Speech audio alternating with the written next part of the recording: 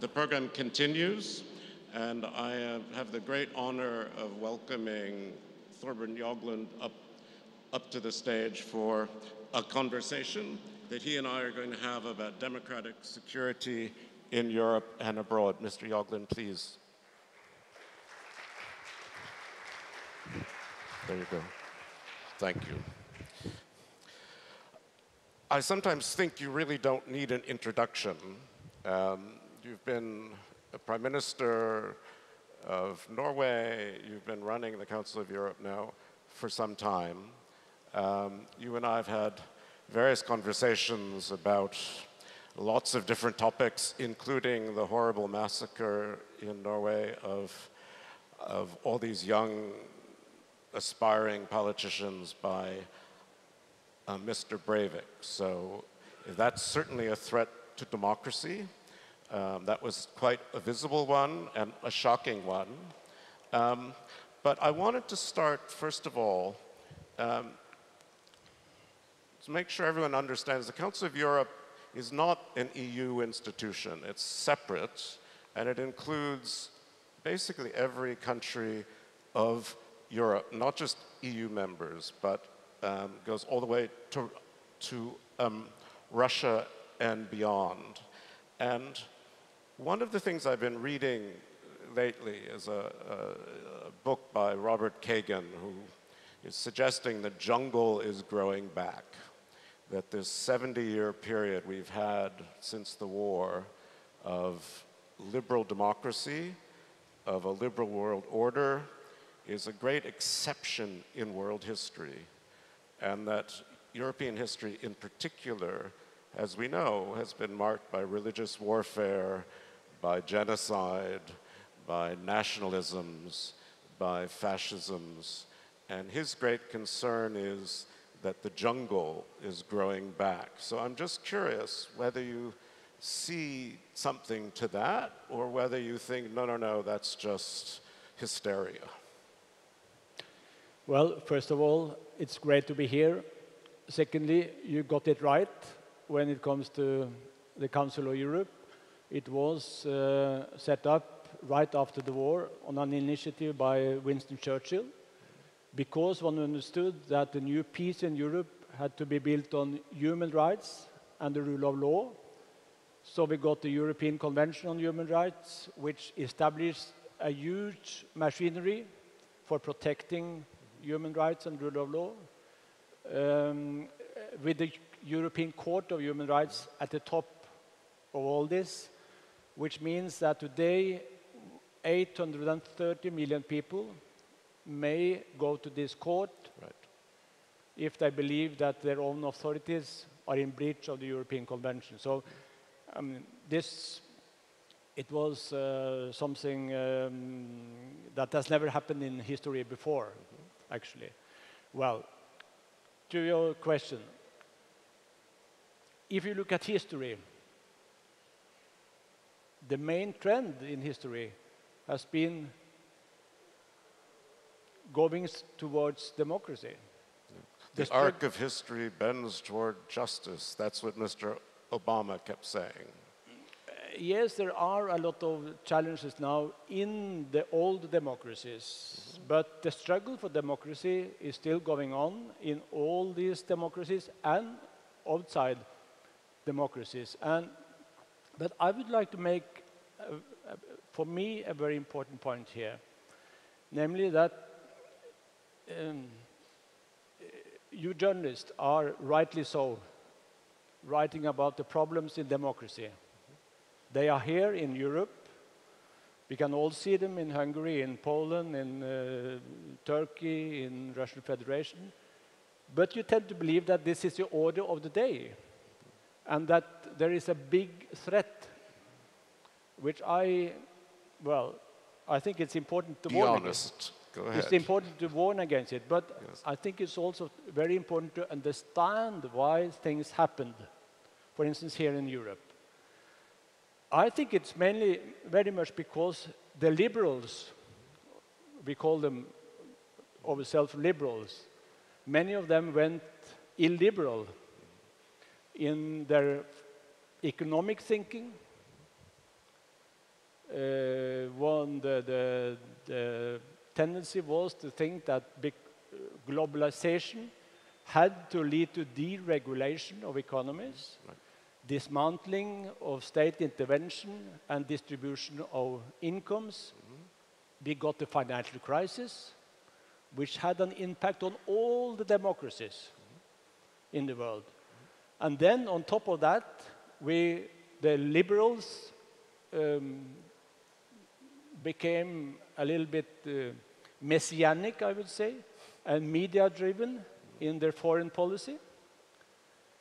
I think that the invasion of Iraq and the bombing of Libya is the worst catastrophe of the 21st century, because it led to the civil war in Syria.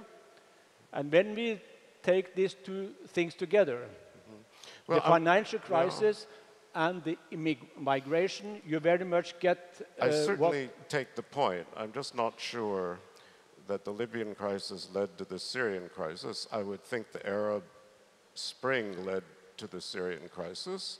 But I accept the point that so-called neoliberalism became a kind of presumption that America in particular could build democracies and cut down tyrants and impose our notion of world order on societies that maybe weren't ready for it. Is that what you mean? Yeah, I think that it's obvious you can't invade a country and then think you can build a democracy from the outside. You can't bomb a country like Libya and think that democracy emerges. And that was a big mistake, which then impacted the whole of Europe. But still, if you look at Europe, take Sweden as an example now. The Swedish Democrats got 17%. They didn't get 80%. Well, They got 17%. And I think behind that is very much what I explained.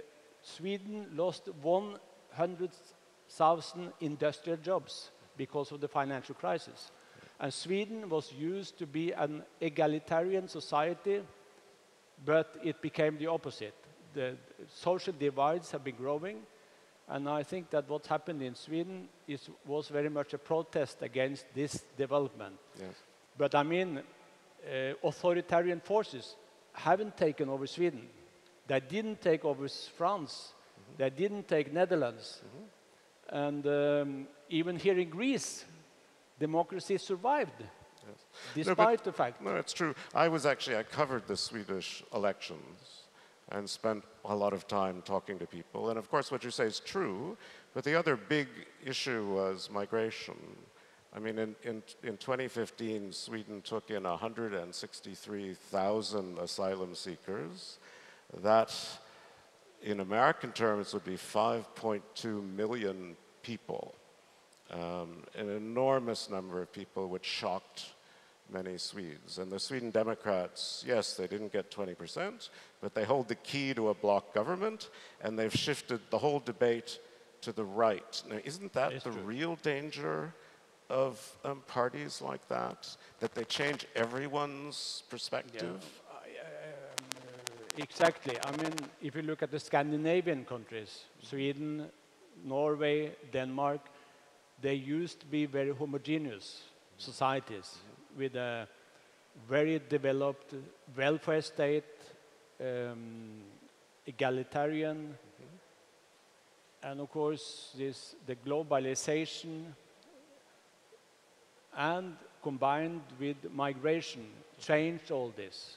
So therefore we see a protest against it among, I would say, what you can call ordinary people. The Danish People's Party, the Swedish Democrats, the Progress Party in Norway, Sweden and Finland, they have more or less 15-20%. Right. So that's it. But it doesn't mean that we have moved towards autocracy. Right. I accept it is a kind of, well, it is a kind of, people have used democracy in order to protest. Yes. So, and what we have also seen in the developed democracies in Europe is a decline of the mainstream parties. Those who governed, used to govern, the Social Democrats, Socialist parties, and the conservative parties. And the number of participation in these parties have gone considerably down. Yes, I mean, this is part of what's interesting, because one could argue that the fragmentation, which is what you're describing, these great traditional Christian democratic and social democratic parties were broad churches. And in a way, the way social media has chopped us up, so is politics. But isn't that democracy? Isn't that good for democracy, that you have more voices expressing themselves, or not? I think it's good that we have the social media. The problem is that if people only engage on the social media and are not in the institutionalized politics, like the political parties, then who will then govern? And as it has been said, you can influence a lot on Twitter, but you can't tweet an institution. Right. So somebody has to build and preserve the institutions. And we don't have an alternative to the representative democracy. And in a representative democracy, you need political parties. But the problem arises when political parties are not any longer so representative for the people and do not connect with the people. And that is a major problem in our democracies today, namely that the big political parties have become smaller and smaller, Yes. and less, I would say, particularly young people involved. They go to social media, they go to other kind of social movements, which is also very good, but if they are only there, we have a problem. Yes. I wanted to ask you about another clear threat to Western democracies.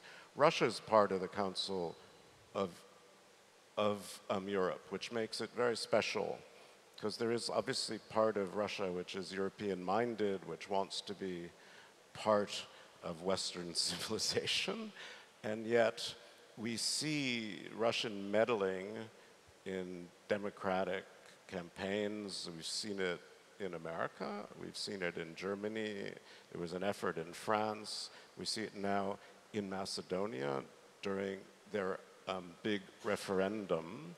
And yet, in the Council of Europe, you have a problem with Russia. It's about money, it's about dues. Can you explain a bit what's happening with the Russian participation in the Council of Europe, and is it a danger, do you think? Well, that could be a very long story. But I think one has to get it right also here.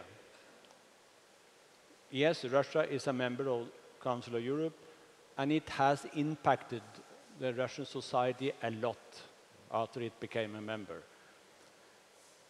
Today, all Russian citizens can apply to the European Court of Human Rights, which they do, numerously. And it has, for instance, impacted the prison system in Russia a lot. When Russia became a member, 1 million prisoners were in prison-like camps in Russia. Today, they have around 600,000 in more modern prisons. They got a new penal code, they got a new civil code, and they don't have death penalty. It's totally forbidden in Europe. There is no tolerance for torture, which is also totally forbidden on the European continent. Now, you talked about the meddling. Yes, this is very, very unfortunate and dangerous. Yes. But big powers tend to behave like that. Fair enough. United States, how they meddled in Latin America, very often with brutal means. Yeah. in Iran, lots of places. And I think also they meddle in the Russian society with quite big money through different institutions. But what the Russians are doing is something very ugly and special because it's not so obvious who is behind it, how it happens, why it happens. But I can tell you, what do you think? Yes, go ahead. the Americans are also meddling in our organization, despite the fact that they are only an observer. And They're not even members, right? and now we have a controversy with Russian Federation because they were deprived of the voting rights in the Parliamentary Assembly, and therefore they stopped paying for their participation in the whole organization. Right. So now there is a discussion whether they should come back to the Parliamentary Assembly or not. And in that issue, I have learned that the Foreign Ministry in Washington is now making representations in all the capitals in Europe to influence the decision in the Parliamentary Assembly, to which I am not only even an observer. So you see, big powers, they want to have an impact also on details in the countries around the world. Look what the Chinese are doing. Sure. So Sure. this is an habit that has always been there.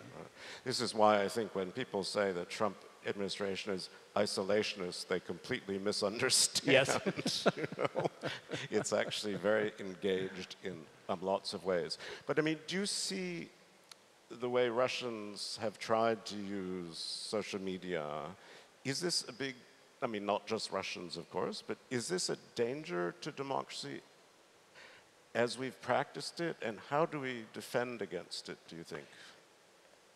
I think it's a danger to democracies, in particular if when one is using fake news, so-called fake news. It's a lot of fake news around. But on the other hand, I see that our societies in Europe, at least in what has been called the old Europe, are quite immune to that sort of attempts. And we have started to learn what is what here. And that is quite reassuring. But I think we have to be aware that this is out there. No, because I mean, my impression is, particularly, let's say, Macedonia, but also in Serbia, in Slovakia, they're using not RT, that's the pretty face of Kremlin involvement. They're using local language stuff to spread misinformation and doubts about society.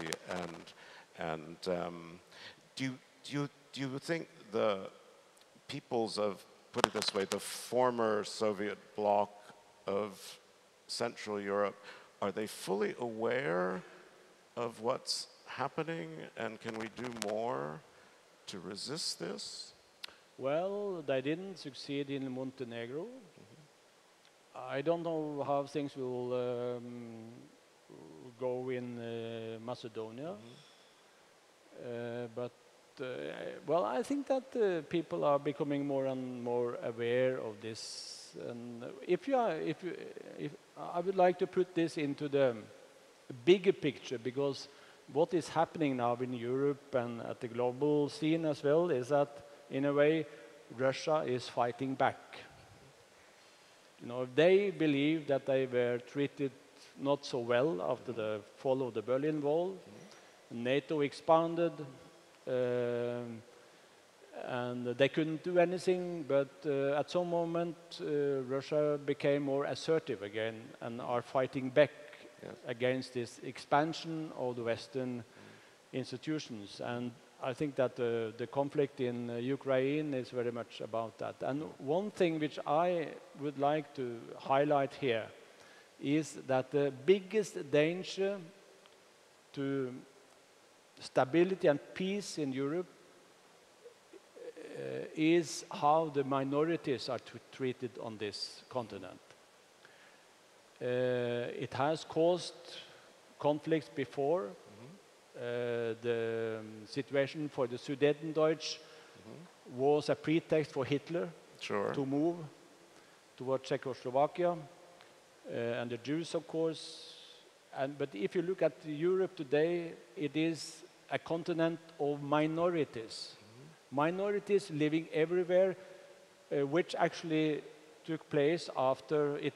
I mean, it was in a way manifested after the First World War. Yeah, sure. When the big empires were dissolved, and then many minorities lived, so to say, abroad. Sure. And today, there are large minorities, for instance, of Russian descent, Russian-speaking or Russian population in all the former Soviet republics. And this, of course, can be a pretext. No, of course. And of course, this was part of Stalin's program to put Tajiks in Turkmenistan, blah, blah, blah. But you know, what we haven't talked about, which is interesting, which I thought you were going to raise, is, you know, Europe's post-colonial experience is very different. Suddenly, fairly homogeneous countries were living with post-colonial immigration, right?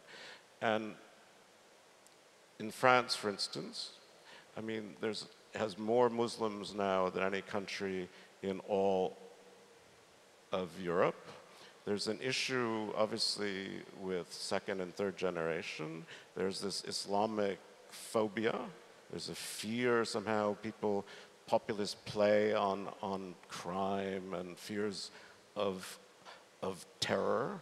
How do democracies deal with this? Are they doing well enough? Or, as Kofi Annan said here last year, our leaders are too small when our problems are too big.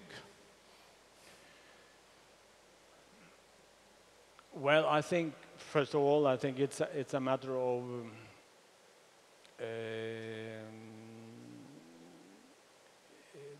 societies developing.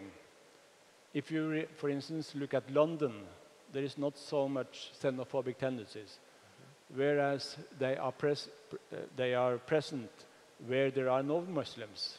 Right. So people tend to fear people they don't know.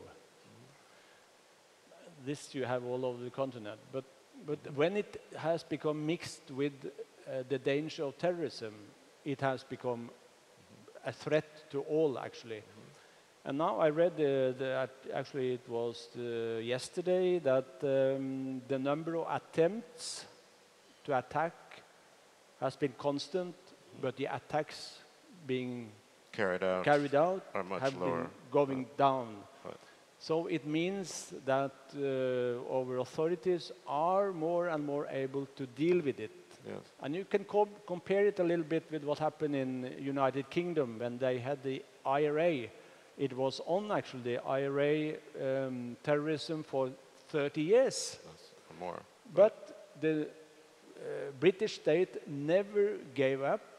They went after them, more or less with legal means, with rule of law. More or less, that's right. More or less, I will say. Right. But they did it again and year after year after year, and after 30 years, the IRA gave up because it didn't lead to anything. Yeah. And I think this is the only method we have in our societies to, with the rule of law, legal means, to go after these people and tell the public we are there, and tell them that it does not lead to anything.